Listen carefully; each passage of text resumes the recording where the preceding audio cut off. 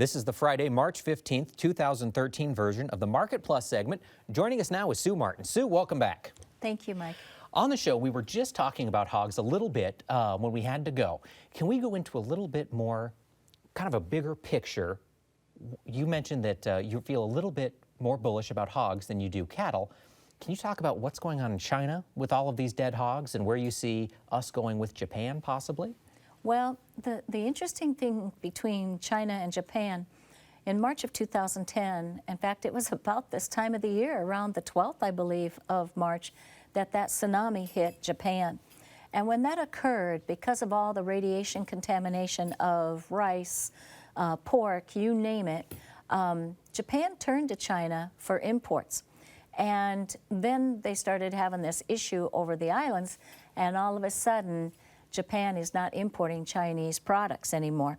I don't know if that's on China's part or if it's on Japan's part, but Japanese imports from China were down 70% in the month of January alone.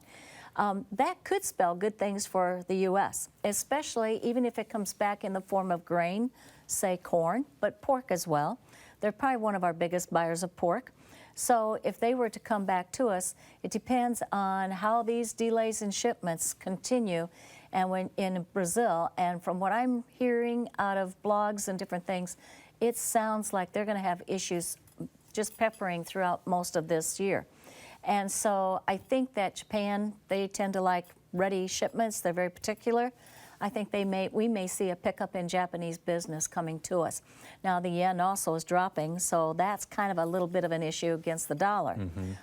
So we'll just have to see how that, but if they're needy, they will come. Sure. But when we look at the situation of dead pigs in China and the rate of food inflation, even though they say pork prices are dropping in China, I have a funny feeling if food inflation is running that high already, they're probably going to be importing pork. Certainly. And so I think the outlook for the hog industry, even though our numbers are to be equal to a year ago, pork is also the other white meat. Poultry numbers are up. Poultry might compete a little bit for demand, but still pork is a very favored product over in Southeast Asia, which brings up another thing. Southeast Asia, when we talk about that, we're looking at Cambodia, Vietnam, Malaysia, South Korea, Taiwan, Thailand, Indonesia, the Philippines. They have phenomenal economies right now.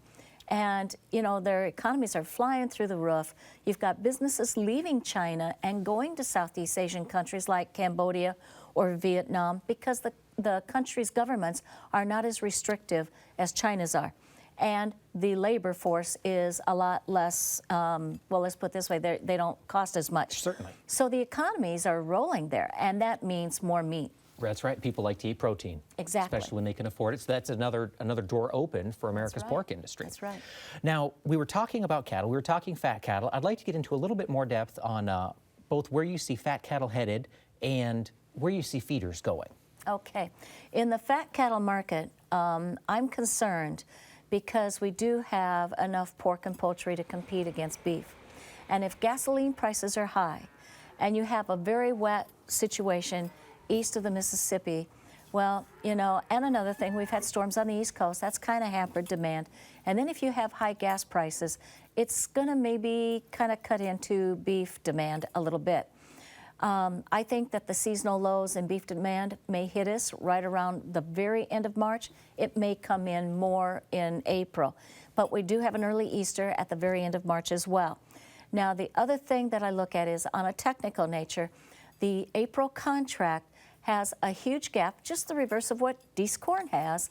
The April contract of cattle has a huge gap that measures down all the way to 119 something. Wow.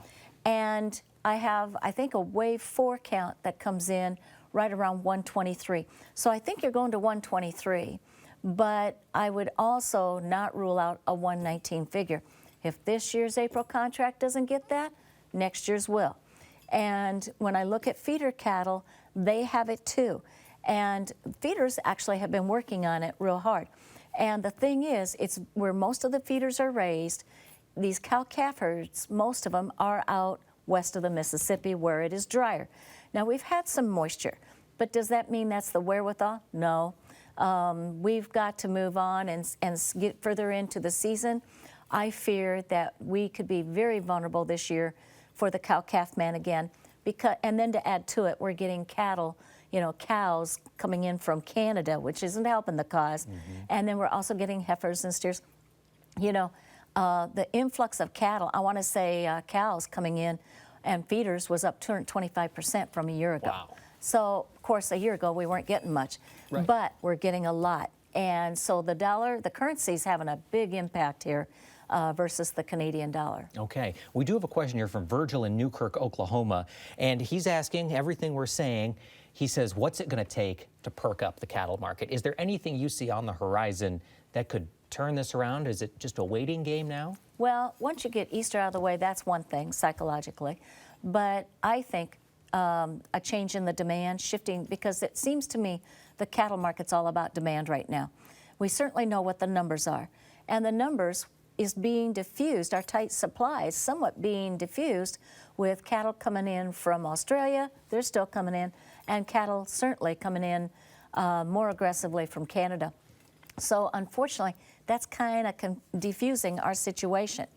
Now, if you get the cattle market cheap enough, well, you're going to increase some demand.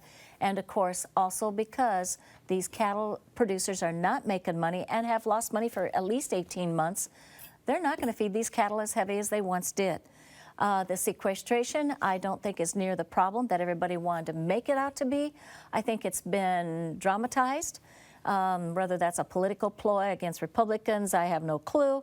But on the take of it is, bottom line, if they just think about it, packing houses pay for Saturday kills, and if you take and do the sequestration or the furloughing, starting in July through August, well, basically you don't have a lot of Saturday kills back, at that time. So the packing houses could, if they wanted to get a 40-hour week, they could kill on Saturdays and you'd have everything fine. Okay. We've got one quick question. Bryce in Nebraska is asking, we're talking corn again, back to the grain markets, and we were talking weather earlier. He's asking about the USDA's yield projection. They're calling for 163.6. Do you think that's going to be accurate, or what are your thoughts on yield? Okay. No, I don't think it's anywhere as remotely close. Okay. And data would show that. But the thing is, when you come into a new crop year, you always have to assume the best. And then you work the numbers down from there when it's proven that things aren't moving along as nicely as you would like. So I think that's what they're doing. They're moving along with that, and they're also looking at the fact of all the moisture that is east of the Mississippi and in the Delta and saying, hey, we've got some moisture here. So things should be a little better. Yields should be a little higher than they were this last year. However, we also have a lot of pasture land that should not even be going into production that is, and that's going to help drag backwards this yield a little bit. On top of it, the western part of the Corn Belt, yes, we've had some wet snow that melted in Nebraska and parts of Kansas and that sort of thing help, and the drought monitor shows Iowa may be shifting just a hair. But to be honest with you, we are still very dry, and topsoil doesn't make it. We need some pretty good timely rains to keep this crop going when we get it in. Another thing, our crops are not going to go in as early this year as normal.